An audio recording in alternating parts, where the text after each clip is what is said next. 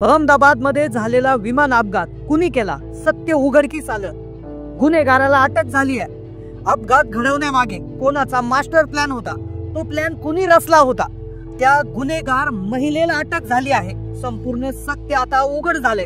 होय, या अपघातामागे पुरुष नाही तर एक महिला आहे, जिने अपघात घडवण्याची जबाबदारी घेतली आहे आणि जिला गुजरात पोलिसांनी अटक केली आहे. विमान अपघातासंदर्भात सर्वात मोठी ब्रेकिंग न्यूज आता समोर आली आहे. अहमदाबाद मध्ये झालेला विमान अपघात, ज्यात शेकडो लोकांचा बळी गेला, पण हा अपघात झाला का घडून आणला याविषयी शंका होती. पोलिसांनी वेगाने तपास सुरू केला होता आणि अखेर या तपासात एका महिलेला अटक करण्यात आली आहे. ही महिला नेमका काय म्हणाली, कसा केला होता अपघात त्या महिलेने, या अपघाताचं प्लॅनिंग कसं होतं, कसं पाडलं हे विमान, संपूर्ण सत्य आता उघड झालंय. चला जाणून घेऊया अगदी सविस्तर माहिती. 12 जून 2025 दिवस सामान्य होता, पण ज्यावेळी अहमदाबाद मध्ये एअर इंडियाचं विमान कोसळलं, शेकडो प्रवासी एका क्षणात त्यांनी स्वतःचा जीव गमावला. सुरुवातीला वाटत होतं हा एक तांत्रिक बिघाड असेल, इंजिन फेल झाल्यामुळे असेल, किंवा हवामानाचा एखादा वाईट परिणाम असेल, किंवा विमानात काही बिघाड झाला असेल. पण जसं जसं तपास पुढे सरकू लागला, तसं तशी एक वेगळी शंका डोकावू लागली. हा अपघात नव्हता, हा एक घातपात होता, अशा प्रकारची शंका बळावू लागली. कुणीतरी जाणून बुजून हे विमान पाडलं होतं. मग हे विमान कोण पाडेल, कोण करेल असं, आणि का, काय असेल त्याच्या मागचा उद्देश, या प्रश्नांनी संपूर्ण देशाला ग्रासलं होतं. पण त्यानंतर एक अशी विचित्र घटना घडली की ज्यामुळे अपघाताचं खरं कारण उघडकीस आलं. अपघातानंतर काही दिवसातच ज्या बीजे मेडिकल कॉलेजच्या हॉस्टेलवर हे विमान कोसळलं होतं, त्या हॉस्टेलच्या मेल आयडी वर एक संदेश येतो, एक ईमेल येतो.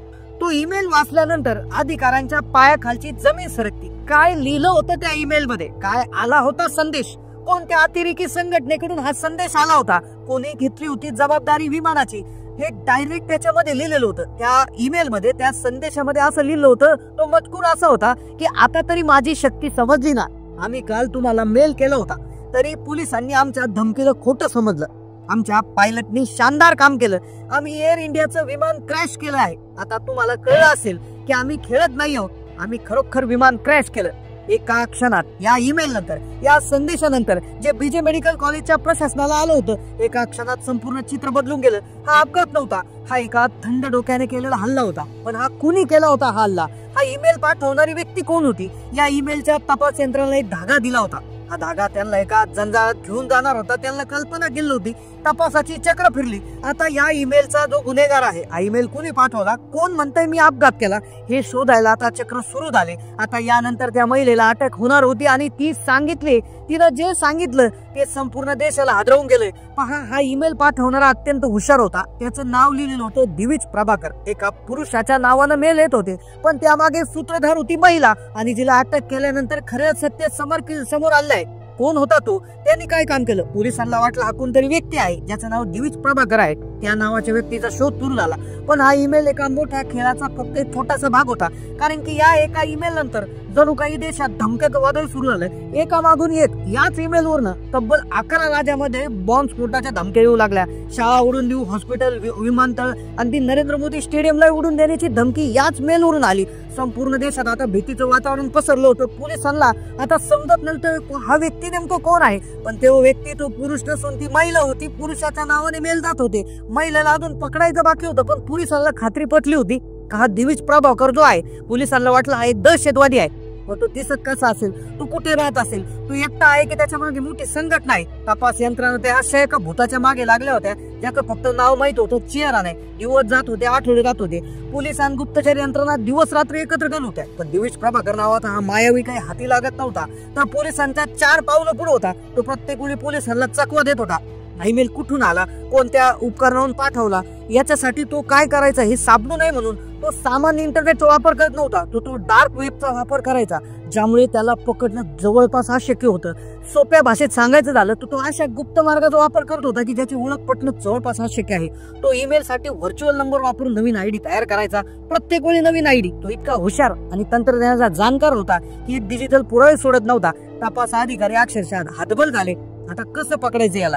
एका बाजूला देशात चर्चा सुरू होती, विमान अपघात का झाला, दुसऱ्या बाजूला तपास यंत्रणा दुसऱ्या एका शत्रूशी लढत होती. हा सामान्य गुन्हेगार नाही तर कोणतरी एक मास्टर माइंड आहे, तो तंत्रज्ञानाचा वापर करून देशाला विटीस धरत आहेत. पण म्हणतात ना, गुन्हेगार कितीही हुशार असला आणि गुन्हा किती हुशारीने केला तर गुन्हेगार एक चूक करतोच, आणि ती एक चूक झाली. पहा, 6 महिने बरेच दिवस पोलिसांना गोंगारा देऊन या मायावीकडून हा जो होता त्याच्याकडून एक छोटीशी चूक झाली. आणि ती चूक कोणती होती की ज्यामुळे समजलं की हा पुरुष नसून एक महिलाच आहे. इथं खेळच बदलून टाकला गेला. पोलिसांना नेमकं कशी काय सापडली, काय चूक सापडली ती आता तुम्ही जाणून घ्या. पहा, सायबर क्राईमचे अधिकारी हजारो लाखो डिजिटल नोंदी तपासत असतात. त्यावेळी एका अधिकाऱ्याला एक विचित्र गोष्ट लक्षात आली. ज्या उपकरणावरून, ज्या IP ऍड्रेस वरून हे धमकीचे संदेश येत होते, त्याच उपकरणावरून, त्याच नेटवर्कवरून 6 महिन्यापूर्वी एका खऱ्या मेल ID ने लॉग इन झालं होतं.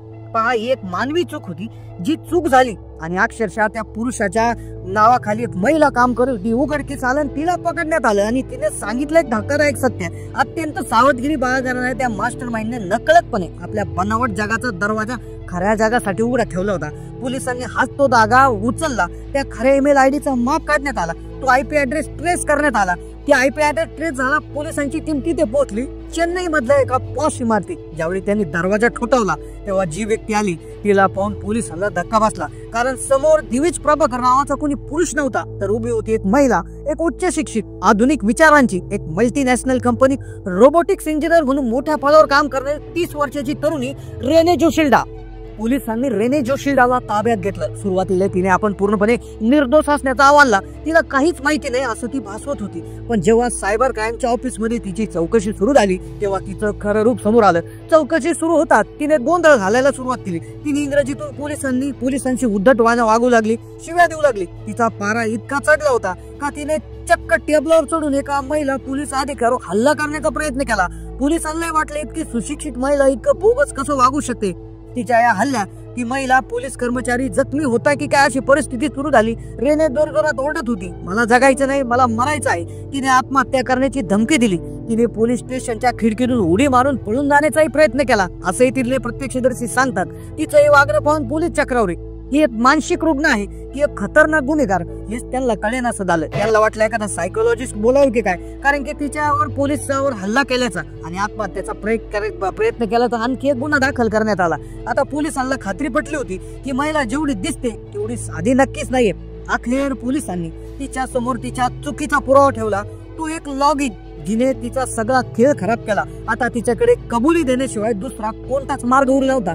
आणि मग तिने जे सांगितलं हे ऐकून फक्त पोलीसच नाही तर संपूर्ण देश हादरला. अहमदाबाद विमान अपघाताची जबाबदारी तिने का घेतली होती, दिविज प्रभाकर नावाच्या व्यक्तीला ती का फसवत होती, या संपूर्ण खरगट आणि धोकादायक कथामागे तिचं काय नेमकं कारण होतं, या सगळ्याचा शेवट आता होणार होता एका अशा सत्याने जे कोणत्याही थ्रिलर चित्रपटाला लाजवेल. पोलिसांच्या चौकशीत रेने जोशिल्डा अखेर बोलू लागले. तिने सांगितलं की ती बंगळुरूमध्ये काम करत होती. तिची ओळख दिविज प्रभाकर नावाच्या तिच्या सहकार्याशी झाली. ती दिविजच्या प्रेमात पडली, पण हे प्रेम एकतर्फी होतं. दिविजच्या मनात तिच्याबद्दल तशा कोणत्याही भावना नव्हत्या. काही दिवसापूर्वी दिविजने दुसऱ्या मुलीशी लग्न केलं. हा रेनेसाठी अतिशय मोठा धक्का होता.